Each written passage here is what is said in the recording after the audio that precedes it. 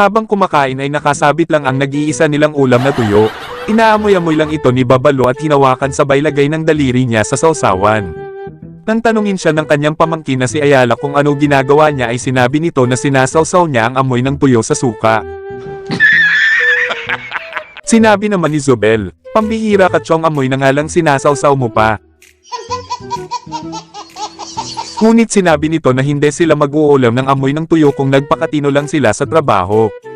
Dahil natanggal ang dalawa sa trabaho. Kaya galit na galit ngayon si Babalo sa mga pamangkin niya. Ayon pa sa kanya dapat makahanap agad sila ng trabaho dahil kung hindi ay bubugbugin niya ang mga ito. Hindi totoo yan. Tinanong sila Zobel at Ayala kung may natitira pa silang pera. Ayon sa dalawa ay wala na. Naibili kasi ni Ayala ang natitira niyang pera ng ticket sa sweepstake. Dahil hindi niya naman daw alam na matatanggal sila sa trabaho. Lalong nagalit si Babalo. Aniya mas inunan niyo pa ang ticket kesa sa ulam. Gunggong! Barinig kita sa mukha eh! Pero sinabi ni Zobel na paano kung tumama yung ticket di sana milyonaryo na sila. Ngunit ayon kay Babalo wag daw silang maniwala sa swerte dahil malas yun. Paano masabi?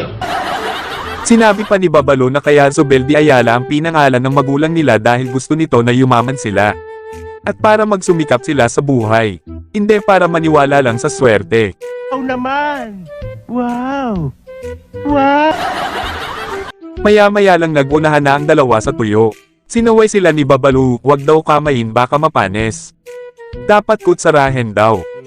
Tanga talaga. Unang umamoy sa tuyo si Zobel na may hawak na kutsara.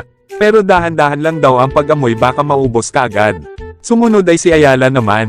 Nanggigil si Ayala sa tuyo at nadilaan niya. Nagalit naman si Babalo dahil nanlalamang daw ito.